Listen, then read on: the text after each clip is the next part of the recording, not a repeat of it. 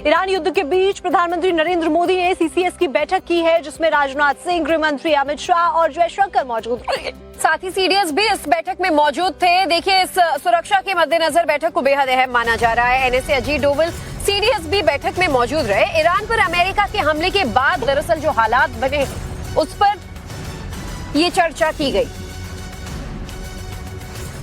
CCS की meeting में middle east में भारतीय नागरिकों की सुरक्षा सुनिश्चित करने और खाड़ी के देशों में फंसे भारतीयों के रेस्क्यू को लेकर चर्चा की गई है।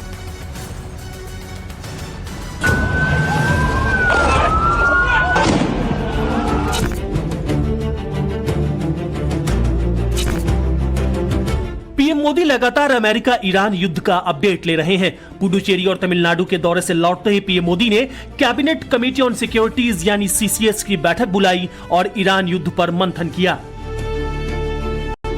इस मीटिंग की अध्यक्षता पीएम मोदी ने की और इसमें रक्षा मंत्री राजनाथ सिंह, गृह मंत्री अमित शाह, विदेश मंत्री एस जयशंकर, वित्त मंत्री निर्मला सीतारमण के साथ एनएसए अजीत डोवाल भी मौजूद थे। सीसीएस की मीटिंग में सीडीएस अनिल चौहान भी थे। पीएम मोदी ने अमेरिका और इजराइल की बमबारी, उसके जवाब में ईरान के मिसाइल अटैक के बाद मिडिल ईस्ट में बने हालात पर चर्चा की। सूत्रों के मुताबिक मिडिल ईस्ट के देशों में रहने वाले करीब 1 करोड़ भारतीयों की सुरक्षा का मुद्दा मीटिंग के टॉप एजेंडे में शामिल था। बैठक में ईरान पर अमेरिका इजराइल के हमले के बाद बने हालात पर चर्चा की गई। इसके अलावा ईरान के सुप्रीम लीडर खामेनी की हत्या और उसके बाद बने तनाव पर बात हुई। मिडिल ईस्ट में भारतीय नागरिकों की सुरक्षा को लेकर मंथन किया गया। ईरान से लेकर UAE, Kuwait, Bahrain, Qatar, Oman में फंसे भारतीयों को सुरक्षित निकालने के उपायों पर चर्चा हुई। युद्ध की वजह से तेल की सप्लाई पर असर पड़ने की आशंकाओं पर भी पीएम मोदी ने चर्चा की। मिडिल ईस्ट में सदी के सबसे बड़े संकट के बीच भारत और भारतीयों के हितों पर कोई असर न पड़े, इसकी प्लानिंग में पीएम मोदी लगातार लगे हैं। बीती रात पीएम मोदी ने पहले यूएई के राष्ट्रपति शेख मोहम्मद बिन जायद अल नयान से बात की और फिर इजराइल के प्रधानमंत्री बेंजामिन नेतन्याहू से भी फोन पर बात की। पीएम मोदी ने एक्स पर रात 11:26 पर पोस्ट करके यूएई के राष्ट्रपति से बातचीत की जानकारी दी। पीएम मोदी ने लिखा, संयुक्त अरब अमीरात के राष्ट्रपति मेरे भाई शेख मोहम्मद बिन जायद अल नायान से बात की। मैंने संयुक्त अरब अमीरात पर हुए हमलों की कड़ी निंदा की और इन हमलों में जान गंवाने वालों के प्रति गहरी संवेदना व्यक्त की। भारत इस कठिन समय में संयुक्त अरब अमीरात के साथ एकजुटता से खड़ा है। मैंने संयुक्त अरब अमीरात में रहने वाले भारतीय समुदाय की देखभाल करने के लिए उनका आभार व्यक्त किया। हम तनाव कम करने, क्षेत्रीय शांति, सुरक्षा और स्थिरता का समर्थन करते हैं। पीएम मोदी ने रात के 1:11 पर एक्स पर एक पोस्ट करके नेतन्याहू से बातचीत की जानकारी दी। पीएम मोदी ने लिखा, प्रधानमंत्री बेंजामिन नेतन्याहू से क्षेत्रीय स्थिति पर चर्चा करने के लिए टेलीफोन पर बात हुई। हाल के घटनाक्रमों पर भारत की चिंताओं से अवगत कराया और नागरिकों की सुरक्षा को सर्वोच्च प्राथमिकता बताया। भारत ने शत्रुता को शीघ्र समाप्त करने की आवश्यकता को दोहराया। खामेनी की मौत के बाद भी ईरान युद्ध का अंत होता नहीं दिख रहा है। मिडिल ईस्ट में बम गोलों की बरसात जारी है। वैश्विक संकट की इस घड़ी में दुनिया की नजर भारत पर है।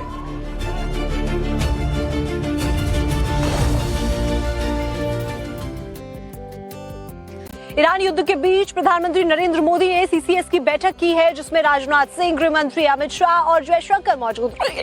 साथ ही सीडीएस भी इस बैठक में मौजूद थे। देखिए, इस सुरक्षा के मद्देनजर बैठक को बेहद अहम माना जा रहा है। एनएसए अजीत डोवल सीडीएस भी बैठक में मौजूद रहे। ईरान पर अमेरिका के हमले के बाद दरअसल जो हालात बने उस पर ये चर्चा की गई।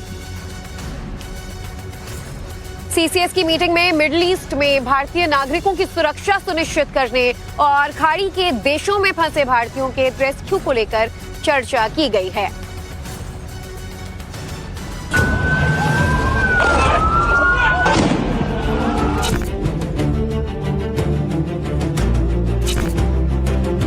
पीएम मोदी लगातार अमेरिका ईरान युद्ध का अपडेट ले रहे हैं। पुडुचेरी और तमिलनाडु के दौरे से लौटते ही पीएम मोदी ने कैबिनेट कमेटी ऑन सिक्योरिटीज यानी सीसीएस की बैठक बुलाई और ईरान युद्ध पर मंथन किया।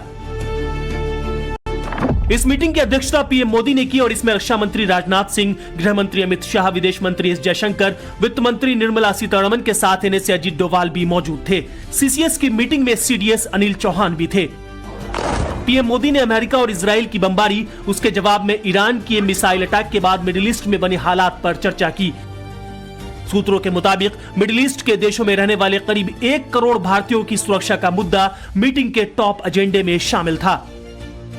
बैठक में ईरान पर अमेरिका इजराइल के हमले के बाद बने हालात पर चर्चा की गई। इसके अलावा ईरान के सुप्रीम लीडर खामेनी की हत्या और उसके बाद बने तनाव पर बात हुई। मिडिल ईस्ट में भारतीय नागरिकों की सुरक्षा को लेकर मंथन किया गया। ईरान से लेकर UAE, Kuwait, Bahrain, Qatar, Oman में फंसे भारतीयों को सुरक्षित निकालने के उपायों पर चर्चा हुई। युद्ध की वजह से तेल की सप्लाई पर असर पड़ने की आशंकाओं पर भी पीएम मोदी ने चर्चा की। मिडिल ईस्ट में सदी के सबसे बड़े संकट के बीच भारत और भारतीयों के हितों पर कोई असर न पड़े, इसकी प्लानिंग में पीएम मोदी लगातार लगे हैं।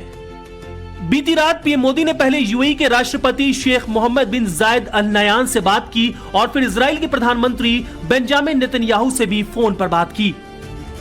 पीएम मोदी ने एक्स पर रात 11:26 पर पोस्ट करके यूएई के राष्ट्रपति से बातचीत की जानकारी दी।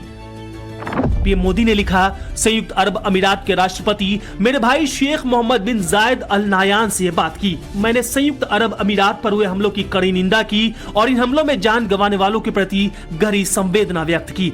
भारत इस कठिन समय में संयुक्त अरब अमीरात के साथ एकजुटता से खड़ा है। मैंने संयुक्त अरब अमीरात में रहने वाले भारतीय समुदाय की देखभाल करने के लिए उनका आभार व्यक्त किया। हम तनाव कम करने, क्षेत्रीय शांति, सुरक्षा और स्थिरता का समर्थन करते हैं।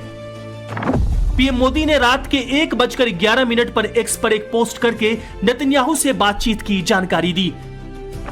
पीएम मोदी ने लिखा, प्रधानमंत्री बेंजामिन नेतन्याहू से क्षेत्रीय स्थिति पर चर्चा करने के लिए टेलीफोन पर बात हुई।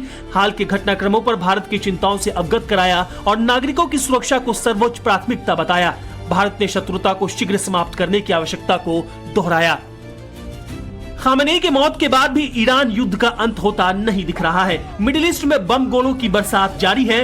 वैश्विक संकट की इस घड़ी में दुनिया की नजर भारत पर है।